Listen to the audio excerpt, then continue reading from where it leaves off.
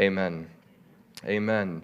I do not have a cold. I just am not talking the best because I've been 3 days at youth camp. So between the singing and the teaching and the yelling, and I'm not even yelling that much, but the yelling, so I'm not sick, just my throat is tired. And my brain's a little tired too, but we'll do this here.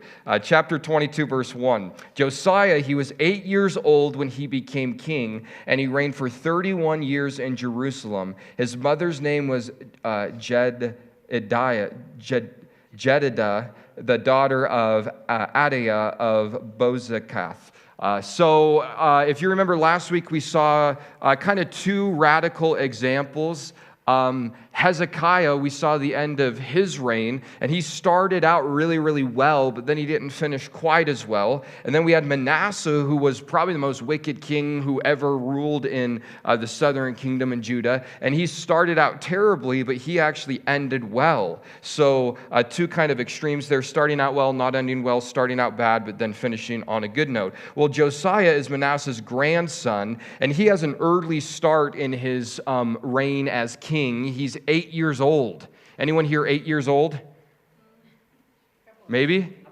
Right here, there's Josiah for us, right? He'd be our king if this was happening, right?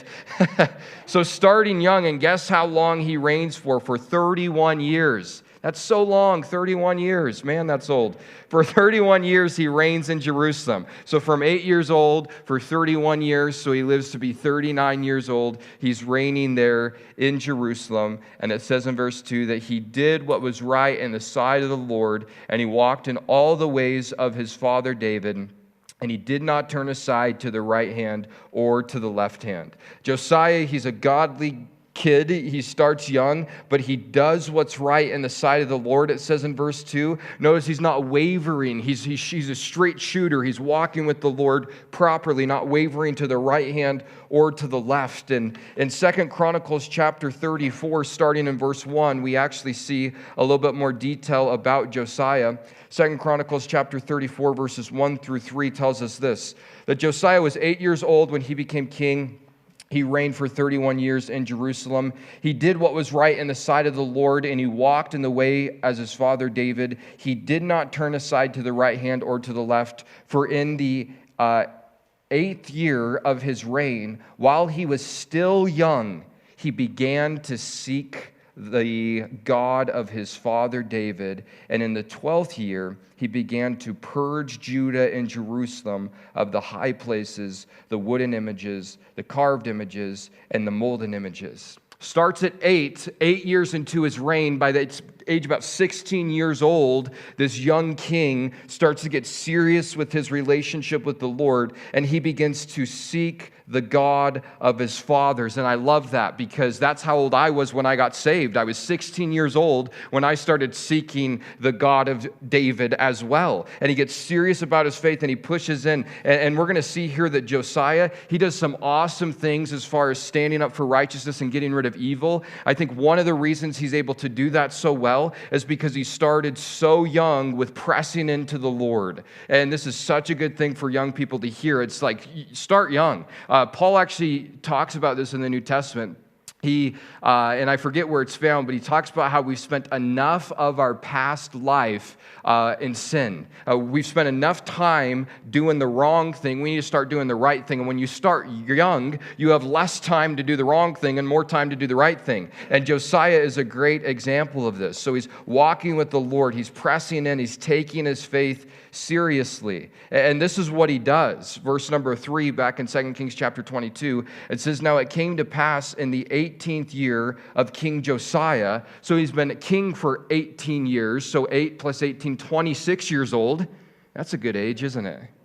That's how old I am. For 26 years, he's 26 years old. He's the king, Josiah. And what is he doing? He set Shaphan, the scribe, the son of Azaliah, the son of Meshullam, to the house of the Lord, saying, so he sends these guys to the temple, to the house of the Lord, and this is what they're saying, verse 4, "Go up to Hilkiah, the high priest, that he may count the money which had been brought into the house of the Lord, which the doorkeepers had gathered from the people. So let's go and give an account of what's been gathered up, he says, verse 5, and let them deliver it into the hand of those doing the work, who are the overseers in the house of the Lord.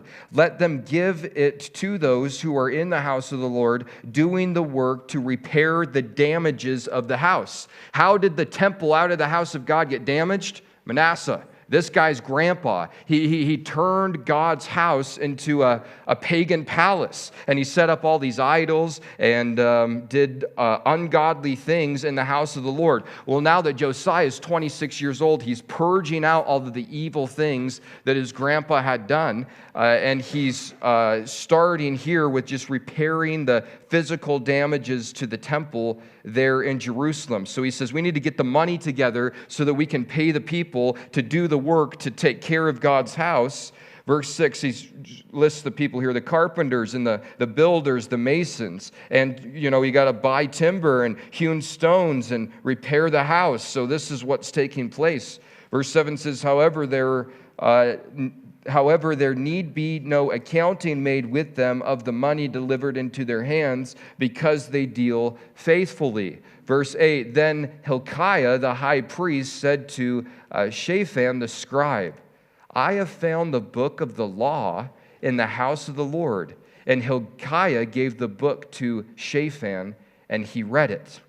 As they're rubbling through this mess that Manasseh had left of all this worldly stuff and pagan stuff, they're digging through the temple of the Lord, and underneath this pile of rubble is a copy of the Word of God. And this is a unique thing. Like, he's very surprised, he's happy. He says, I found the book of the law in the house of the Lord. Well, what else would you find in the house of the Lord? Well, when Manasseh's reigning, a whole lot of stuff besides the Word of God, quite honestly. And all of a sudden, it's kind of a unique thing to find the Word of God in the house of God. And it's actually amazing how many houses of God, we could say houses of worship, do not even teach the Word of God. That it would be a surprise to some to find God's Word taught simply chapter by chapter, verse by verse in the house of the Lord. And there's this surprise for them as they discover this old copy of the law of Moses, God's word. They're like, wow, look at this. What's going on during this time is God's word is not known. The kings are not encouraging it. The priests have lost track of it. They're caught into paganism mixed with Judaism, and they're not familiar. They're not students of the word of God anymore. It reminds me of the time in which Samuel came onto the scene in 1 Samuel chapter 3, verse 1, when it says, in those days the word of the Lord was rare. This is a time in the history of Judah that God's word is rare. It's not well known. And God actually prophesies in Amos chapter 8 that the time would come when there'd be a famine in the land, and not a famine of bread or a famine of water, but a famine of his word. And as they find God's word here in 2 Kings chapter 22, it reminds me of another time in Nehemiah chapter 8 when God's word is kind of rediscovered. Nehemiah chapter 8, verse number 1, they had went a long time without hearing God's word, without studying it, and this is what happens. Nehemiah chapter 8, verse 1 says, Now all the people, they gathered together as one man in the open square that was in front of the water gate, and they told Ezra the scribe to bring the book of the law of Moses, the Torah, the Pentateuch, which the Lord had commanded Israel. So Ezra the priest brought the law before the assembly of the men and the women and all who could hear with understanding on the first day of the 7th month. Then he read from it in the open square that was in front of the water gate from morning until midday. He's just reading through God's word in front of the people, before the men and the women, and those who could understand. And the ears of all the people were attentive to the book of the law. So Ezra the scribe, he stood on a platform made of wood, which they had made for this purpose. And beside him, at his right hand, stood some people. We'll skip their names for now. Verse 5. And Ezra opened the book in the sight of all the people, for he was standing above all the people. And when he opened it, all the people stood up. I had someone once come to me and said, the reason why churches have platforms, it actually came out of paganism. I said, no, it didn't. I said, it came straight out of Nehemiah. I said, back then they built a platform for Nehemiah and Ezra to stand on in order for the word of God to be read so that everyone could hear them. So that's where this idea comes from. So they got this platform that they're standing on so people can see, people can hear, reading the word of God. And verse 6 goes on to say in Nehemiah chapter 8 that Ezra, he blessed the Lord, the great God. Then all the people, they answered, Amen, Amen.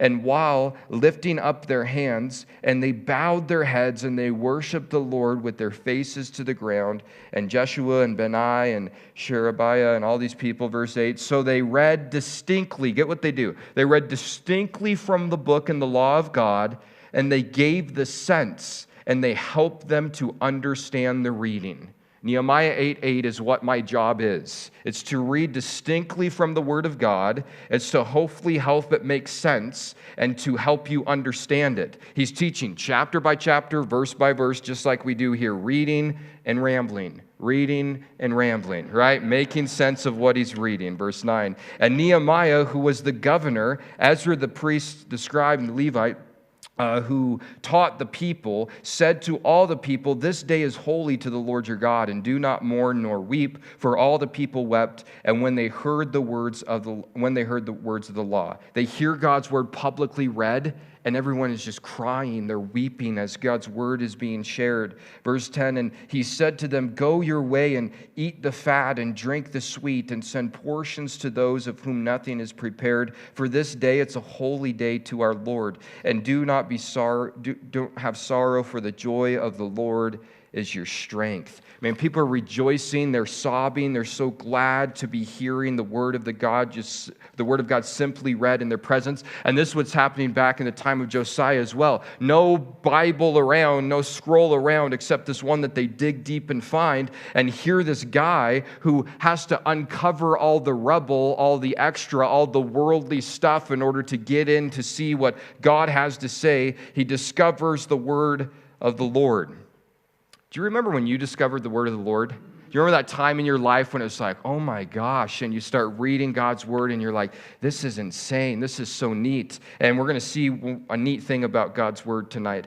Verse 9 goes on to say, so Shaphan the scribe, he went to the king, bringing the king word, saying, your servants have gathered the money that was found in the house, and they've delivered it into the hand of those who do the work, who oversee the house of the Lord. Then Shaphan the scribe showed the king's saying, Hilkiah the priest has given me a book, and Shaphan read it before the king. They go back to report to the king. When we were rubbling through the rubbish, all this stuff, we discovered a copy of the Word of God, this book, and the king has them start to read it to him. So the people are now reading it to the king. We could say that the king is hearing God's Word, and that's significant because Romans 10:17 says that faith comes by hearing, and hearing by the Word of God. So here the faith of Josiah is going to grow greatly as he just simply hears the Word of God in his ears.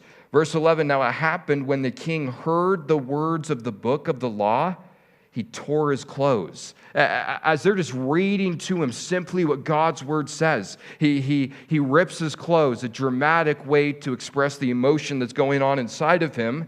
And he says this in verse 12, the king commanded Hilkiah the priest, Ahikam the son of Shaphan, Achbor the son of Micaiah, Shaphan the scribe, and Azariah the servant of the king, saying, go inquire of the Lord for me, for the people, and for Judah concerning these words of the book that has been found. For great is the wrath of the Lord that is aroused against us, because our fathers have not obeyed the words of this book to do according to all that is written in it concerning us. When Josiah just simply hears the word of God read to him, he goes, no wonders our life sucks right now. No wonders consequences are like really, really big.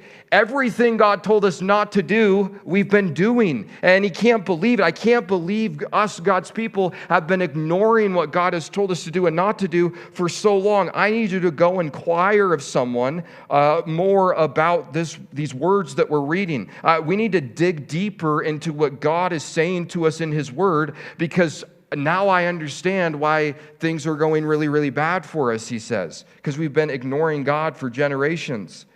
Verse 14, so Hilkiah the priest, Ahikam, Akbar, Shaphan, Azarah sent to Huldah, the prophetess. There's 6 prophetesses in the Bible, so this is one of them. Sent to the prophetess, the wife of Shallum, the son of Tikvah, the son of Harhas, keeper of the wardrobe. She dwelt in Jerusalem in the 2nd quarter, and they spoke with her. So they go and inquire of her to dig deeper about what God's word is saying. Verse 15, and she said to them, thus says the Lord God of Israel, tell the man who sent you to me. Go tell King Josiah this. Verse 16, thus says the Lord, behold, I will bring calamity on this place and on its inhabitants, all the words of the book which the king of Judah has read.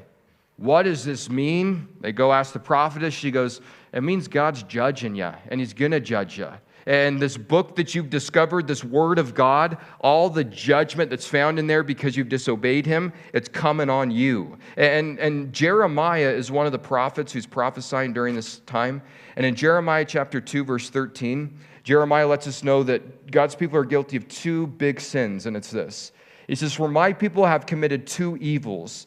They've forsaken me, the fountain of living water, and they've hewn themselves cisterns, broken cisterns that can hold no water. 2 things they did wrong. They forsook me, and they've worshiped things that aren't me.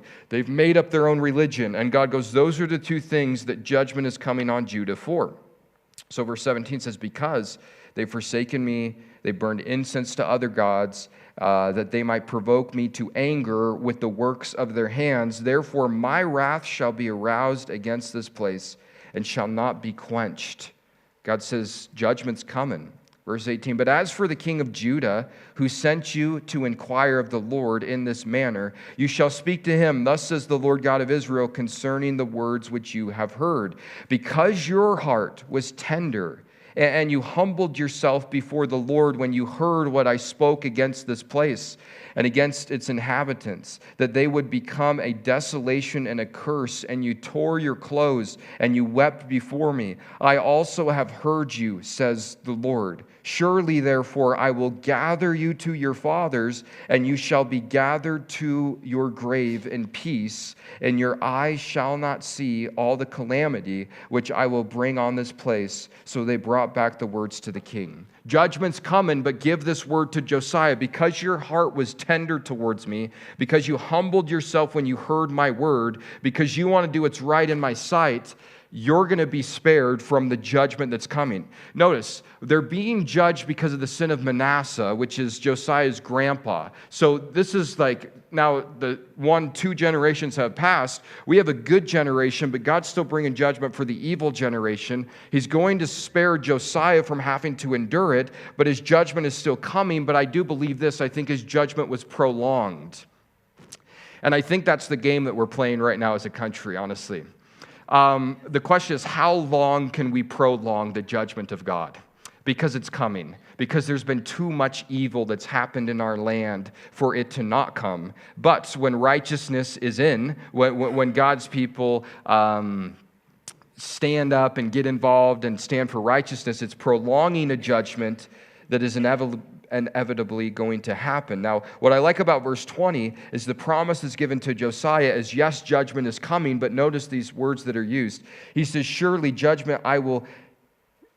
therefore I will gather you to your fathers, and you shall be gathered to your grave in peace. I'm judging the nation, but Josiah, I'm going to gather you to peace before the judgment comes. And in this, I see a picture of the church. When God's judgment gets poured out on a Christ-rejecting world during the time of the tribulation, the believers, the soft-hearted ones to his word, are going to be gathered together in him, are going to be taken to heaven in peace before his judgment is poured out on the earth. Chapter 23, verse 1 says, now the king, he sent them to gather all of the elders of Judah and Jerusalem to him. So Josiah sends word out to get all the leaders, the elders of Judea and Jerusalem, to come to him. And the king, he went up on the house of the Lord with all of the men of Judah, and with him all the inhabitants of Jerusalem, the priests and the prophets, and all the people, both small and great. And this is what he did, the end of verse number 2. It says, and he read in their hearing all the words of the book of the covenant which had been found in the house of the Lord.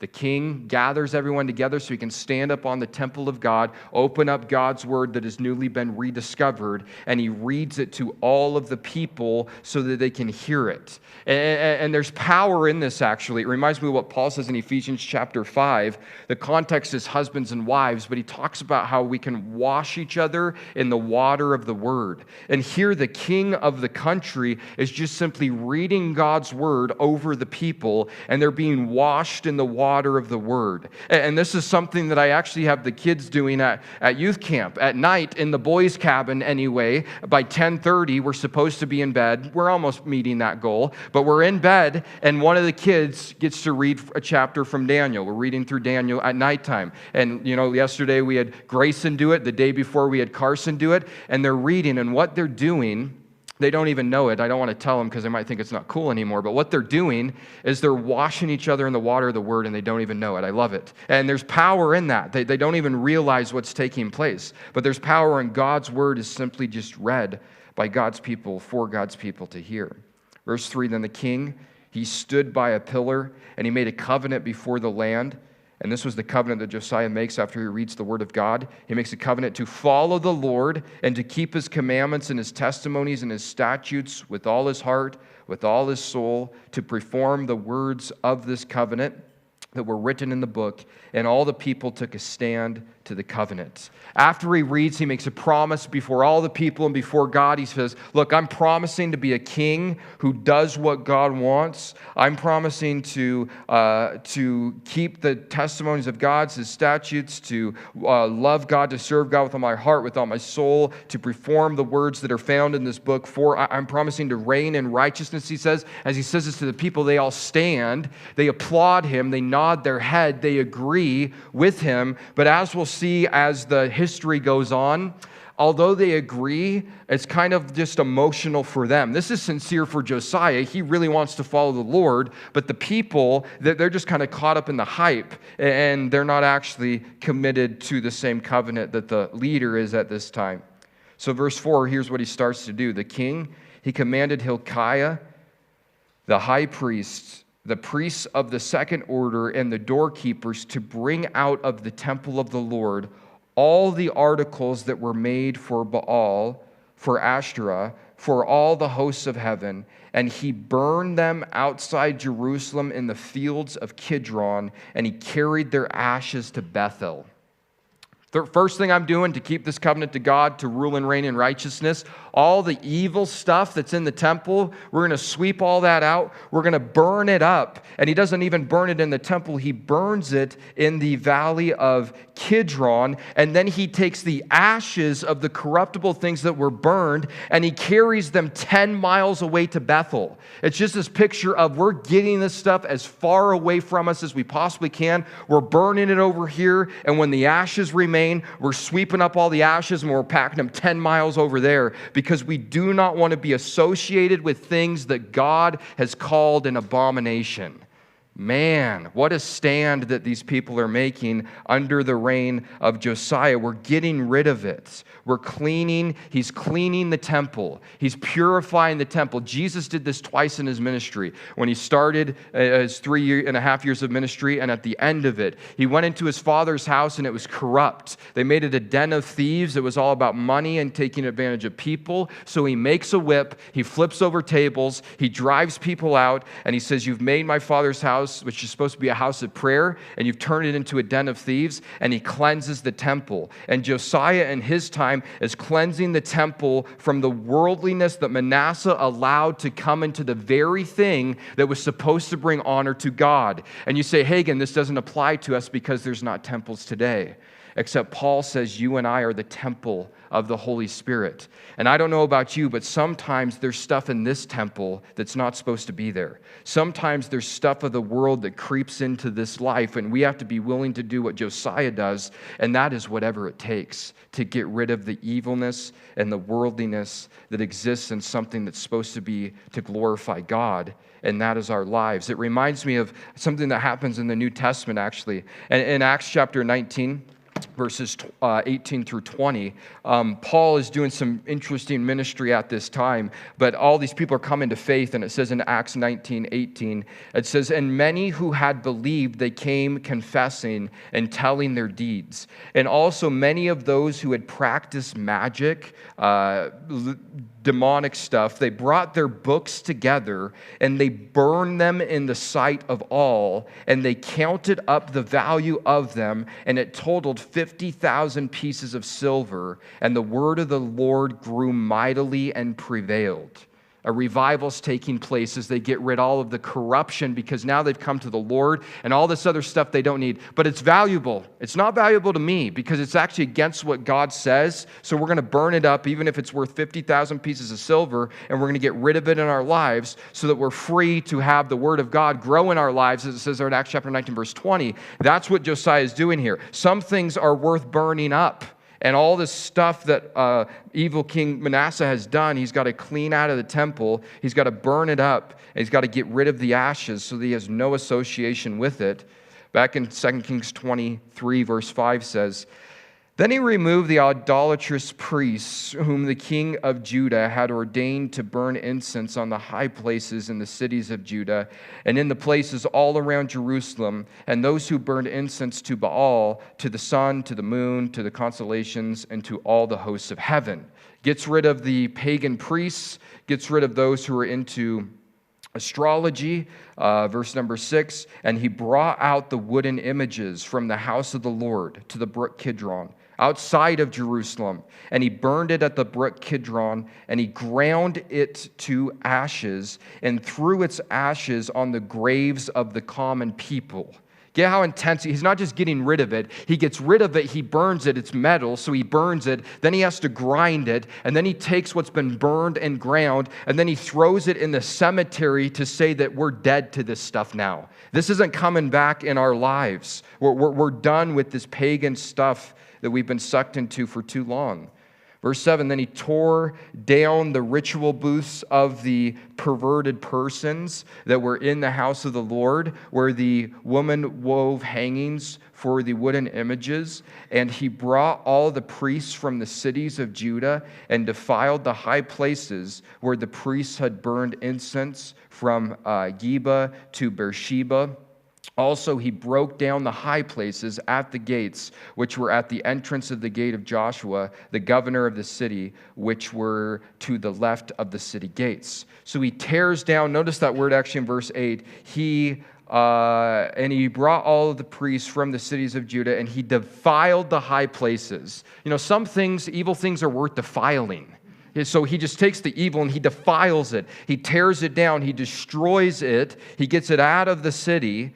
Verse 9, "Nevertheless, the priests of the high places, they didn't come up to the altar of the Lord in Jerusalem, but they ate unleavened bread among their brethren." They didn't go to the altar, but they ate the bread. Interesting. They weren't doing what they should be doing, but they were receiving the benefit of what they should be doing. Not going to the altar, but still eating the bread. Verse 10, "And he defiled Topheth, which is in the valley of the son of Hinnom, that no man might make his son or his daughter pass through the fire of Molech." He destroys this that's going on here in the valley of Hinnom, which is where the altar of Molech was set up, and he destroys it so that no kids anymore would have to pass through the fire of Molech. Wow, he gets rid of abortion, we could say. He says, "No more under my reign. You're not going to sacrifice kids anymore." Done with that, not even an option. What about back alley Molech sacrifices? That's not as big of a thing as they think it is.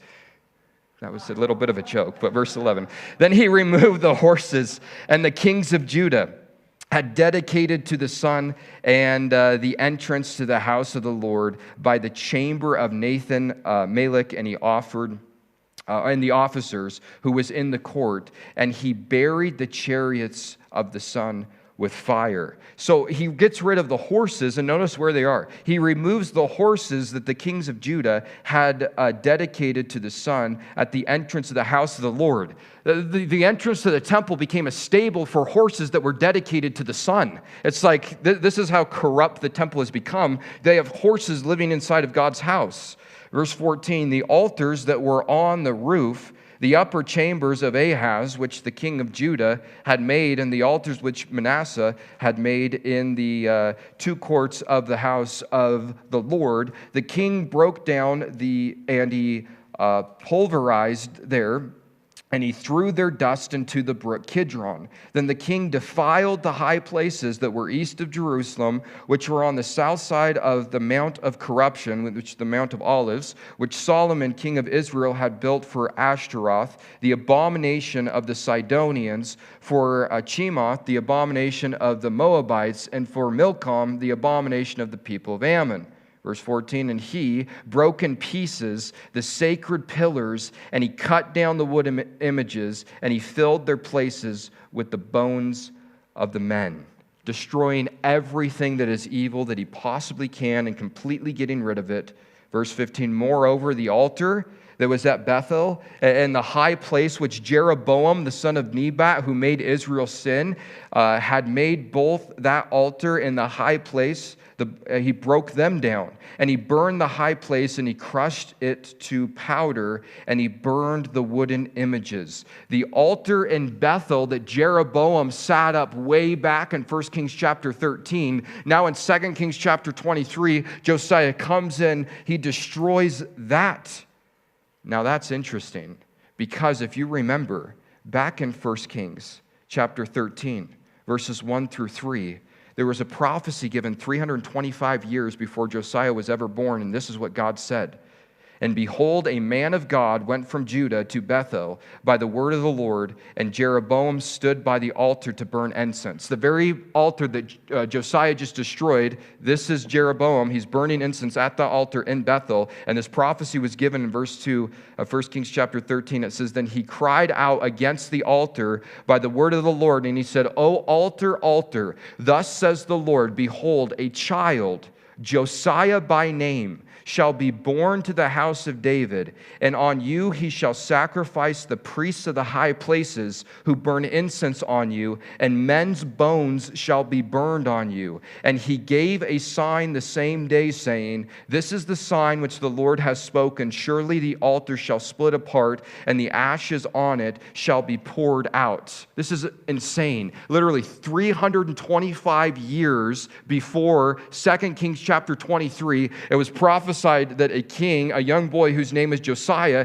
is going to do the very thing that Josiah does 325 years later in 2 Kings chapter 23. This is one of the most remarkable prophecies found in God's word. So it comes to pass just like God said as we keep reading the history of it. So he's doing what God wants him to do. He destroys the altar. Verse number 16 of 2 Kings 23, Josiah, he turned and he saw the tombs that were there on the mountain. And he sent and he took the bones out of the tombs, and he burned them on the altar, and he defiled it according to the word of the Lord, which the man of God proclaimed, who proclaimed these words, just like God said 325 years earlier. So he's fulfilled that prophecy, verse 17. Then he said, what gravestone is this I see? He destroys the altar. Over there is a tomb, a grave. He asks his buddy, whose tomb is over there? So the men of the city told him, it's the tomb of the man of God who came from Judah and proclaimed these things which you have done against the altar of Bethel. Whose body is that? That's the body of the man of God. We don't know his name. 1 Kings 13 doesn't tell us. 2 Kings 23 doesn't tell us. Who is the name of those bones over there? Don't know, but he's the guy who said you were going to do this 300 years earlier. Oh, wow. You did it right before his tomb. That's interesting. Verse 18, and he said, let him alone. Let no one move his bones. So they let his bones alone with the bones of the prophets who came from Samaria. So Josiah says, don't touch those bones. Those are good. We'll leave him laid to rest there. That's kind of neat. Verse 19, now Josiah, he also took away all of the shrines of the high places that were in the cities of Samaria, which the king of Israel had made to provoke the Lord to anger. And he did to them according to all the deeds that he had done in Bethel. He gets rid of it all. And what he's doing is actually a principle that's found in the New Testament in Romans chapter 13, verse number 14. Paul says this, put on the Lord Jesus Christ and make no provision for the flesh to fulfill its lusts. What he's doing is he's making no provision to be able to get sucked back in to this ungodliness that they are accustomed to. So in order to make it sure that there's no provision, he simply just gets rid of it all. So now you can't get sucked back into it. Verse 20, he executed all of the priests of the high places who were there on the altars, and he burned men's bones on them, and he returned to Jerusalem. Again, fulfilling the prophecy, he kills the wicked priests. He burns their bones there on the altar, just like God said he would. And Josiah, he's a guy who's willing to do what it takes, and it doesn't matter what it takes, he's doing it. And it takes people. In order to have righteousness reign, in order to have a righteous leader, it takes people who are willing to do what it takes. And here he is willing to do whatever it takes in order to get rid of corruption. Verse 21, the king commanded all the people, saying, keep the Passover to the Lord your God, as it is written in the book of the covenant. Many years, it appears, have passed since they've been honoring the feasts of the Lord. So now that all the corruption is done away, now that all the garbage is swept out, burned up, ashes are gone, now he goes, we're going to celebrate the Passover. We're going to remember the goodness of God. So guess how great the Passover is this year, verse 22. Such Passover surely had never been held since the days of the judges who judged Israel, nor in all the days of the kings of Israel and the kings of Judah. This is like the best Passover ever. Now that all the distracting things are done away with, they can focus on the Lord again. They have a Passover like none else. Verse 23, but in the 18th year of King Josiah, this Passover was held before the Lord in Jerusalem. Moreover, Josiah, he put away those who consulted mediums and spirituses, the household gods and the idols, all the abominations that were seen in the land of Judah and in Jerusalem, that he might perform the words of the law which were written in the book of Hilkiah the priest found in the house of the Lord. He's just wanting to be obedient to God's word. Verse 25, now before him there was no king like him who turned to the Lord with all his heart, with all his soul, and with all his might, according to all the law of Moses. For after him did any arise like him, nor after him. So he's just the best. He's just great. He's just a godly guy. None like him, none after him. Great legacy for Josiah, and he started so young, taking his faith seriously.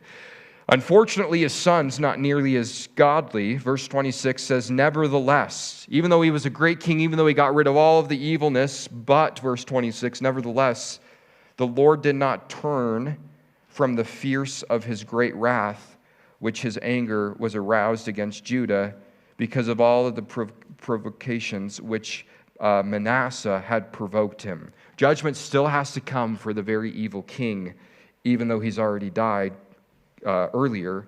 Verse 27, the Lord said, I will also remove Judah from my sight, as I have removed Israel, and I will cast off the city Jerusalem, which I have chosen, and the house which I said, my name shall be there. Just like the northern tribes got carried away by the Assyrians, Judah, the two southern tribes, they're going to be carried away as well. Not by the Assyrians, though, by the Babylonians. Verse 28, now the rest of the acts of Josiah and all that he did, are they not written in the book of the Chronicles of the kings of Judah? Yes, they are. Verse 29, in his day, Pharaoh Necho, king of Egypt, went to the aid of the king of Assyria to the river of Euphrates, and King Josiah went against him, and Pharaoh Necho killed him at Megiddo when he confronted him. So this is how he dies at 39 years old. So he starts when he's 8, reigns for 31 years, ends up dying, killed by the Pharaoh of Egypt there in the valley of Megiddo, which is also where the Battle of Armageddon is going to take place, which is interesting.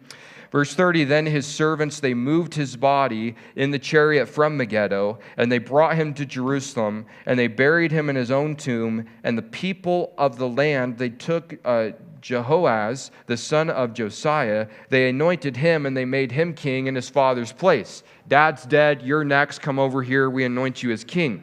Here's the problem, verse 31. Jehoaz, he was 23 years old when he became king, and he only reigned for 3 months in Jerusalem. His mother's name was Hamutal, the daughter of Jeremiah of Libnah.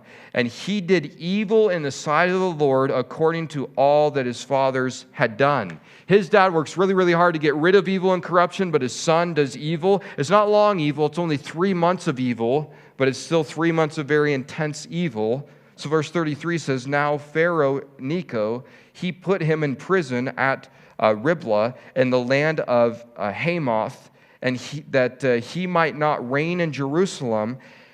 And he imposed on the land a tribute of 100 talents of silver and a talent of gold, a tax. And then Pharaoh Necho, he made Eliakim, the son of Josiah, king. So this guy's brother. So now it's Josiah's other son that gets to be king in place of his father Josiah, and changed his name to Jehoiakim. And Pharaoh took Jehoahaz and went to Egypt, and he died there. So Jehoahaz only reigns for 3 months because he's captured by the Pharaoh in Egypt at the time. He gets killed. His brother ends up reigning in his place. Verse 35, so Jehoiakim gave the silver and the gold to Pharaoh, but he taxed the land to give money according to the command of Pharaoh, the exacted and the silver and the gold from the people of the land, from everyone according to his assessment, to give it to Pharaoh Necho. And Jehoiakim was 25 years old when he became king, and he reigned for 11 years in Jerusalem. His mother's name was Zebudah, the daughter of Pedaiah of Rumah, and he did evil in the sight of the Lord according to all that his fathers had done. So in the middle of all this evilness, Josiah, young king, comes onto the scene, most unlikely guy. God uses him in great ways to help get rid of all of the paganism and idolatry. But here's the problem. When you have a really good, righteous leader who comes onto the scene, oftentimes it only works if the people want it. And the people didn't want it. The people wanted to stay corrupt. And because the people wanted to stay corrupt, no matter how good Josiah was, the judgment's going to come because evil follows. Evil follows. Evil keeps happening. They don't actually want righteousness. Their hearts are already hardened and turned away. They've made their decision. And God's going to bring judgment. And we'll finish up the book of 2 Kings, Lord willing, next week as we finish in chapter 24 and 25 and see how things go. But they're not going to end well, at least in this stage of Israel's history. Judgment is right around the corner for Judah because of their hard hearts and their mindset of thinking that what God wants us to do doesn't matter and we can do things in our own way. Let's pray. Lord, we thank you for tonight. And Lord, we thank you for your word. And Lord, just a great example that Josiah is to us. Lord, a young man who is willing to step up to the plate at a quite honestly, an unrealistic age to be able to lead. But Lord, you had a special calling on his life. Lord, 325 years before he was ever even on the scene, you had a calling on his life to destroy the paganism in the altars in Bethel. And Lord, he did it. And Lord, that's just such a neat thing to see in this passage tonight, Lord, that you had a plan so specific for his life. And Lord, I don't believe that's unique for Josiah. Lord, I believe that's true for all of us here tonight. Lord, there's stuff that you've wanted us to do since before we were ever even around. And Lord, our job is to do what's right. Our job is to be like Josiah, to have our hearts tender to your word, to be humble, to be hearing what you have to say, Lord, so that we will be walking in your way, so that we're able to fulfill the calling and the ministry that you have, Lord, on our lives. God, we thank you that you have a plan, Lord, that you have a purpose, and Lord, that you've called us. God, we thank you that we have your word. And Lord, I pray that this would not be a place where the word of the Lord is rare. Lord, I pray that this would not be a place where it's surprised when we find God's word in the house of the Lord. But Lord, that we would expect your word to be read, for understanding to be made, and Lord, for us to be able to do, Lord, what you tell us to do. God, we thank you for how accessible your word is. And Lord, I pray that we wouldn't take that for granted. Lord, help us, Lord, to get rid of the evil that might be in these temples, Lord, our lives. Lord, the worldliness, the things that do not need to be here. Lord, you've created this temple as a place to glorify and honor you. And sometimes it doesn't. And it doesn't because there's things there that ought not be. And Lord, like Josiah, I pray that we would sweep them out, that we'd burn them up, that we carry the ashes away so far that it ain't coming back. Lord, we thank you for your goodness. In your name we pray, Jesus. Amen. Amen.